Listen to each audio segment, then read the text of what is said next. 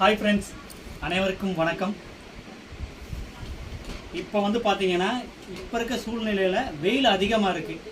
நம்ம தமிழ்நாட்டும் சரி எங்கே போனாலும் வெயில் அதிகமாக தான் இருக்குது. நம்ம அன்றாடம் தர்பூசணி பழம் சாப்பிட்டோம்னா அன்றாடம் நம்ம டெய்லி சாப்பிட்டோம்னா நம்ம பாடிக்கு வந்து கூலிங் அதிகமாக இருக்கும், ஹீட்டு நமக்கு கம்மியாக இருக்கும். இதில் வந்து பார்த்திங்கன்னா 3 வித டிப்ஸ் இருக்குது. இந்த பழங்கள் சாப்பிட்றதுனால நம்ம உடம்புக்கு ரொம்ப ரொம்ப ரொம்ப நல்லது.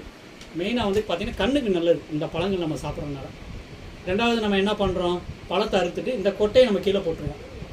இந்த பார்த்திங்களா கொட்டை, இந்த கொட்டையை நம்ம கீழே போட்டுருவோம். ஆக்சுவலாக வந்து பார்த்திங்கன்னா இந்த கொட்டையில் வந்து நமக்கு நல்ல பழங்கள் நல்ல பயன்கள் இருக்குது. இந்த கொட்டையை நல்லா வெயிலில் காய வச்சுட்டு இதை நல்லா லைட்டாக அரைச்சிட்டு நம்ம டெய்லி தலை குளிக்கிறோம் பார்த்திங்களா, ஷாம்புக்கு பதிலாக இதை நீங்கள் போட்டிங்க அப்படின்னா உண்மையாக நல்ல குளிர்ச்சியாக இருக்குது. மூணாவது வந்து பார்த்திங்க அப்படின்னா நம்ம பழத்தை கட் பண்ணதுக்கப்புறம் கீழே வந்து பார்த்திங்கன்னா